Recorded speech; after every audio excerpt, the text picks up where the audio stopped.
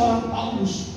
Paulus itu dari orang Yahudi ada pertentangan, dari orang bukan Yahudi ada pertentangan. Di darat ada masalah, di laut ada masalah, di mana-mana ada masalah. Paulus juga pernah mengalami apa yang namanya kekurangan, apa yang namanya kelaparan. Tapi jangan lupa, Paulus juga pernah mengalami kelimpahan dan kekenyangan. Saudaraku yang dikasihi Tuhan, Paulus seorang yang tegar.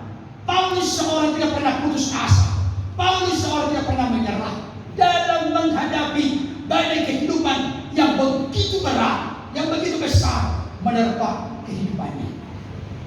Saudara dikasihi oleh Tuhan, kalau kita mau belajar untuk menjadi kokoh, kuat, teguh, tak tergoyahkan, tak tergoncangkan, tak terkalahkan dalam hidup ini, mari kita belajar dari teladan-teladan saksi-saksi iman yang telah dituliskan dalam Alkitab. Salah satu inspirasi kita pada saat ini adalah Rasul Paulus. Saudara yang dikasihi Tuhan, Paulus tidak hanya siap menghadapi masalah, tidak hanya siap dan berani menghadapi kesulitan, kesukaran, tapi Paulus berkemenangan. Bahkan dalam kitab Roma yang akhirnya dikubah menjadi sebuah lagu yang sangat populer di kalangan karismatik, kita umat yang lebih dari pemenang. Saya yakin di gereja ini sering nyanyikan lagu. Kita lebih, kamu lebih, saya lebih, kita semua lebih dari pemenang. Paulus yang mengungkapkan itu dan dikubah menjadi sebuah lagu yang sangat mengobarkan dan membakar semangat seluruh umat Kristen di sepanjang sejarah segala abad. Saudara dikasihi Tuhan, sekarang begini, kalau Paulus menang dalam menghadapi kesulitan, dalam menghadapi persoalan kehidupan, saya yakin Bapak Ibu Saudara bersama saya juga menang dan lolos melewati segala pergumulan kesulitan. Kalau semuanya berjalan dengan baik, orang begitu mudah berkata haleluya. Tapi kalau sudah ada kesulitan, seringkali haleluyanya meleset menjadi haleluya. Ada di sini yang begitu. Kalau tanggal baru gajian, Tuhan itu sangat sayang sama aku. Tapi udah minggu ketiga, minggu keempat, wajahnya sudah mulai keriting, Bapak Ibu Saudara. Apalagi sekarang ini naik semua kan? Yesus pun sudah naik, dan Yesus naik bukan karena meninggalkan kita. Yesus naik untuk menyediakan tempat bagi saudara saya yang teguh berharap dan percaya kepada-Nya. Amin Bapak Ibu Saudara. Nah, saat ini saya mau menyampaikan begini, Bapak Ibu Saudara, saya mau katakan dengan tegas dan pegang teguh. Tidak ada yang pulang dari tempat ini tidak memegang hal ini. Tuhan merancang kita, Tuhan menghendaki kita, Tuhan menginginkan kita bukan menjadi umat yang pecundang, kalah, menyerah, putus asa, kawahan. Kita dipanggil untuk menjadi umat yang kokoh, kuat, tangguh, tak tergoyahkan, tak terkalahkan oleh situasi, kondisi apapun. Oleh karena itu pedomannya singkat Bapak Ibu Saudara. Yang pertama, supaya kita kuat dalam jalan kehidupan, selama kita hidup, kesulitan itu pasti ada. Saya ulangi kembali kata-kata ini penting. Selama kita hidup, selama itu kesulitan ada. Selama kita bernapas, kesulitan pasti ada. Jadi kalau orang tidak mau menghadapi kesulitan, kesusahan, kesukaran dalam hidup, berarti sebenarnya orang itu sudah ingin goib, tinggalkan dunia dan selesai. Tapi saya mau katakan, kita harus menyadari pedoman yang pertama ini. Selama kita hidup, selama itu juga kita ada masalah. Dan selama kita hidup, bukan hanya ada masalah, selama itu juga ada harapan bagi kita. Amin Bapak Ibu. Amin. Yang kedua, saya nanti dimarahi Pak Gembala nanti karena 20 menit ya. Yang pertama, selama kita hidup pasti ada kesulitan. Yang kedua, kita harus mengerti, menyadari bahwa kesulitan yang ada, Tuhan punya maksud dan tujuan. Kita melihat hal yang terbaik di tengah-tengah kesulitan, kesusahan, kesukaran yang kita hadapi. Dan itulah yang dialami oleh Rasul Paulus. Rasul Paulus ini sebagai rasul hebat. Tuhan menyatakan pernyataan-pernyataan yang ajaib dan luar biasa, penglihatan-penglihatan yang begitu luar biasa kepadanya. Tapi Tuhan izinkan ada duri dalam daging. Kelihatan Tuhan jahat. Dan ayat berkata, diberi duri dalam daging. Diizinkan Tuhan ada duri dalam daging. Kelihatannya kalau pemikiran orang-orang Kristen sekarang, bukankah Tuhan El Shaddai? Bukankah Tuhan Maha Kuasa? Bukankah Tuhan tidak sanggup? Bukankah Tuhan sanggup untuk menyingkirkan duri dalam daging dari diri seorang Paulus? Kan itu simpelnya berpikir kita. Dicabut, diambil duri dalam daging, maka selesai perkara. Karena kita berpikir dengan dicabutnya atau diambilnya duri dalam daging, maka Paulus akan dipakai Tuhan lebih efektif, lebih maksimal. Itulah pola pikir kita. Tapi pola pikir Tuhan berbeda dengan pola pikir kita. Kadang-kadang Tuhan izinkan ada masalah, ada duri dalam daging, dalam diri seorang Paulus. Ternyata ada maksud dan tujuannya. Apa maksud dan tujuannya? Paulus berkata, izinkan duri dalam daging supaya Paulus tetap hidup dalam kerendahan hati, supaya Paulus tidak menyombongkan diri. Bapak Ibu Saudara, di orang Batak ini kan ada apa? Konteks acaranya Batak kan? Di kampung kami, nggak tahu kalau di kampung Bapak Ibu Saudara, ada namanya hotel. Ada hotel di kampung Bapak Ibu Saudara? Hotel ada. Hotel itu bahasa Batak. Hosong elak teal lade. Aduh, bahasa Indonesia apa ini? Pokoknya karakter sifat watak yang negatif itu ada. Kalau orang maju dia tidak suka. Dia susah melihat orang lain senang, senang melihat orang lain susah. Padahal kita berkata bergembiralah dengan orang bergembira, menangislah dengan orang yang menangis. Saudara dikasih Tuhan, saya mau katakan, coba saudara cek nanti di dalam 2 Timotius 3 ayat 10 sampai 17. Coba dicek 2 Timotius 3 ayat 10 sampai 17. Di sana Rasul Paulus menyampaikan kepada anak rohaninya Timotius, hanya dengan 2 cara orang Kristen bisa bertumbuh. Tolong jangan lupa ini. Hanya dengan 2 cara orang Kristen bisa bertumbuh. Yang pertama, melalui penganiayaan, kesukaran, kesulitan, kesusahan, masalah, persoalan. Dan yang kedua, melalui kesukaan, kelaparan akan firman Tuhan. Jadi Bapak Ibu Saudara, kalau ada di sini berdoa begini, Tuhan tolong singkirkanlah pergumulan dan persoalan dari hidup saya, supaya saya bisa bahagia menjalani kehidupan. Saya kasih tahu, itu bukan yang Tuhan mau. Kenapa? Kadang-kadang kita ini tidak berubah sifat watak karakter kita yang tidak baik, yang belum lurus, yang belum kudus, yang belum benar, yang belum saleh, masih sekali salah. Tuhan mengizinkan problema, masalah, kesulitan, persoalan kehidupan untuk menyadarkan kita membutuhkan Tuhan, membutuhkan kasih karunia Tuhan, supaya kita merendahkan hati. Amsal 16:18 berkata, tinggi hati mendahului kejatuhan, kecongkakan mendahului kehancuran. Jadi Tuhan izinkan ada masalah dalam diri kita, ada kesulitan dalam diri kita, supaya kita sadar kita punya kekurangan, kita punya kelemahan, kita butuh Tuhan, kita butuh kasih karunia Tuhan dalam diri kita. Oleh karena itu katakan begini sekarang kepada diri masing-masing. Berani gak ngomong begini? Tuhan, aku bersyukur kalau sampai saat ini Engkau izinkan ada pergumulan, persoalan di dalam kehidupanku, kehidupan keluarga. Kami bersyukur karena kami tahu Engkau punya maksud, punya tujuan, punya rencana yang terbaik di balik daripada masalah yang Kau izinkan. Itu doa orang Kristen yang dewasa. Saya ulangi kembali, itu doa orang Kristen dewasa. Kalau ada masalah, dia bersyukur. Kenapa bersyukur? Karena dia tahu di balik dari semua masalah itu ada maksud Tuhan yang terbaik. Dan saya mau kasih tahu Bapak Ibu Saudara, saya suka sekali menarasikan tentang Yesus yang bersama dengan murid-muridnya ada dalam sebuah perahu.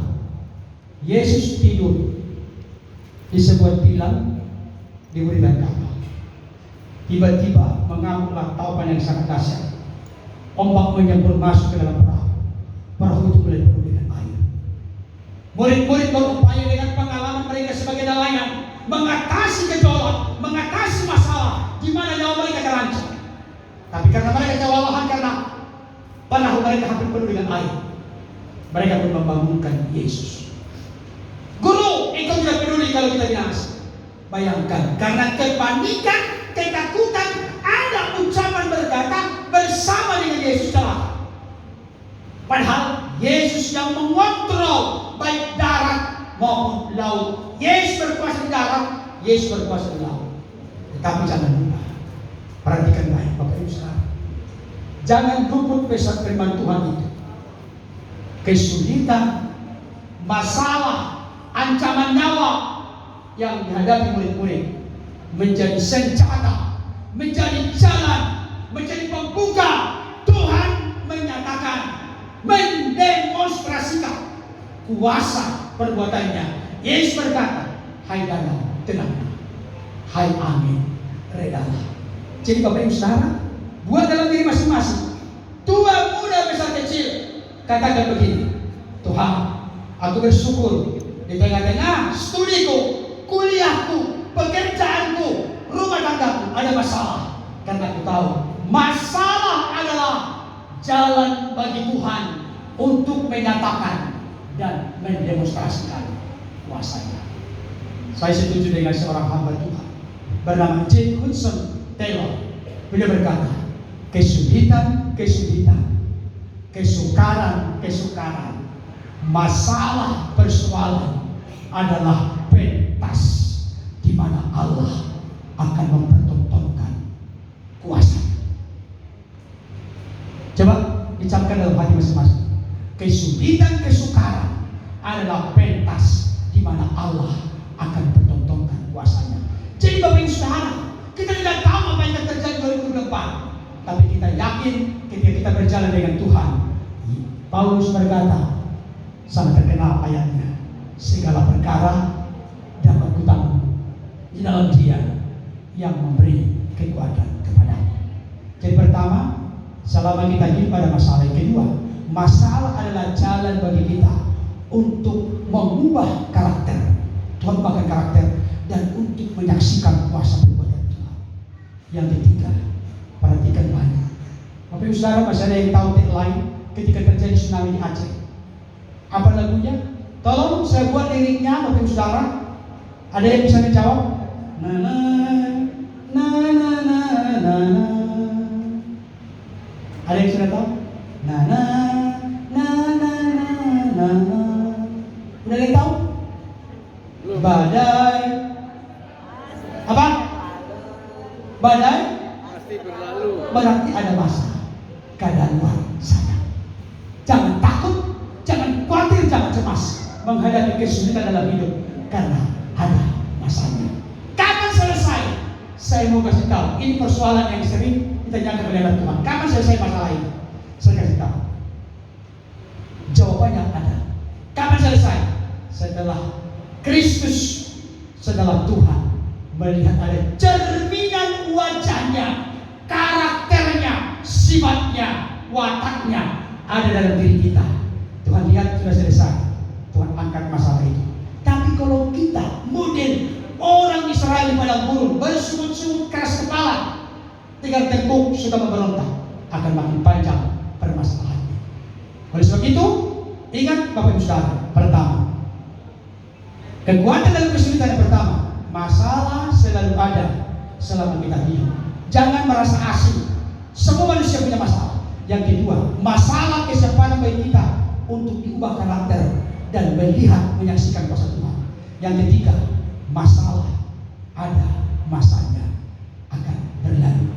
Tetapi sebelum saya tutup, saya perlu ingatkan kepada Bapak Ibu Saudara, masalah dalam hidup kita itu ada dua. Ada yang bisa jawab? Masalah ada dua. Yang pertama, masalah buatan. Yang kedua, masalah sungguhan. Apa bedanya masalah buatan, masalah sukuhan? Masalah buatan, mohon maaf ini, bukan menyindir tapi menyinggung. Orang itu sakit kanker, sakit paru-paru, jantung koroner karena merokok. Itu masalah buatan. Jangan katakan kepada Tuhan, Tuhan sembuhkan jantung koronerku. Enggak, bukan itu jawabannya. Tuhan, aku mau bertobat dan berhenti. Itu jawabannya. Tapi kalau masalah sungguhan, sudah datang lebih awal ke kantor, disiplin, tidak korupsi, jujur, menunjukkan kinerja yang baik, tapi dipecat juga. Jangan takut, jangan cemas, jangan khawatir. Tuhan ada bersama dengan engkau, dan Tuhan pasti buka jalan lebih dari kau akan pikirkan, seperti yang nyata dari kuasanya yang bekerja dalam diri kita. Amin. Catatannya di sini. Jadi Bapak Ibu Saudara perhatikan, jangan buat masalah itu masalah buatan. Kalau masalah buatan, obatnya satu, tobat, bukan tomat. Tolong ya, bukan tomat, tobat. Tobat metanoia, berbalik dari dosa, kembali serahkan hidup kepada Tuhan. Kalau tobat sebentar, kumat lagi. Hari Minggu tobat, Senin sampai Sabtu, kumat lagi, sama begitu. Ada yang model begitu? Kalau di gereja kami ada dua bapak kami. Ada dua pengakuan dosa. Wah udahlah, kita buat dosa hasilnya sampai Sabtu. Hari Minggu pengakuan dosa, Senin sampai Sabtu berdosa. Hari Minggu, wah ini memperbaikkan Tuhan. Alkitab berkata, jangan sesat. Allah tidak bisa diperbaikkan. Apa yang kita orang itu yang dituai. Prinsip terakhir. Bapak Ibu Saudara, ingat dan camkan baik-baik dalam pergumulan pelayanan kami dalam penggembalaan di Cikarang Cibiru. Sangat luar biasa. Kemarin kami baru pindah dari rumah ke gedung, reaksi besar Bapak Ibu Saudara. Tapi puji Tuhan sekarang sudah ada dan terang dan sudah bisa beribadah. Tapi saya mau katakan Bapak Ibu Saudara, perlu kita ingat ketika masalah ada, jangan berpikir Allah jahat kepada kita. Allah tidak pernah jahat, karena rancangannya rancangan damai sejahtera. Yang kedua, jangan pernah berpikir persoalanku lebih besar dari apa yang dapat tanggung. Itu salah. Kenapa? Karena pencobaan yang kita alami tidak pernah melebihi kekuatan manusia. Jadilah kuat di dalam Tuhan, di dalam kekuatan kuasanya. Dengan cara pertama, jangan buat masalah. Tapi kalau masalah itu datang, oleh karena bukan kesalahan keberusahaan kita, siap hadapi kemenangan janji Tuhan, pertolongan Tuhan dari sana. Masalah selalu ada, masalah dia Tuhan izinkan untuk membentuk karakter kita dan untuk membuat kita melihat kuasa Tuhan. Masalah ada, keadaan luar saja. Amin. Kita berdoa. Terima kasih Tuhan untuk firman-Mu yang telah hamba-Mu sampaikan kepada jemaat Gereja di Depok. Hamba-Mu terbatas dalam menyampaikan, tapi Roh Kuduslah yang bekerja menempatkan firman itu di hati setiap kami. Ada roh kerendahan hati, ada kerelaan keterbukaan menyimpan firman dalam hati kami. Karena hanya firman-Mu yang dipakai Roh Kudus sanggup mengubahkan hidup kami sehingga terus disempurnakan menjadi serupa seperti Kristus. Hamba-Mu boleh selesai berbicara, Roh Kudus menanamkan firman dalam hati kami, dan oleh kekuatan Roh Kudus pula kami dimampukan untuk berpegang teguh di dalamnya serta merealisasikan melakukan dalam hidup kami hari lepas hari. Dan puji Tuhan berkati gereja ini. Gereja ini adalah gereja yang berdoa, gereja yang melihat perbuatan-perbuatan Tuhan karena kekompakan, kerjasama dan kesehatan mereka. Kesana Tuhan memerintahkan berkat lebih dari mereka doakan pikirkan. Tuhan sediakan yang terbaik. Terima kasih. Segala kemuliaan bagi-Mu, berkati para gembala, para pelayan, gembala, majelis, diaken, penatua, jemaat, seluruh panitia yang telah berjeri lelah dalam menyiapkan semua ini. Biarlah hanya nama-Mu ditinggikan, dimuliakan. Kami melakukannya dengan sukacita dari Tuhan. Di dalam nama Tuhan Yesus kami berdoa dan bersyukur kepada Bapa di surga. Amin.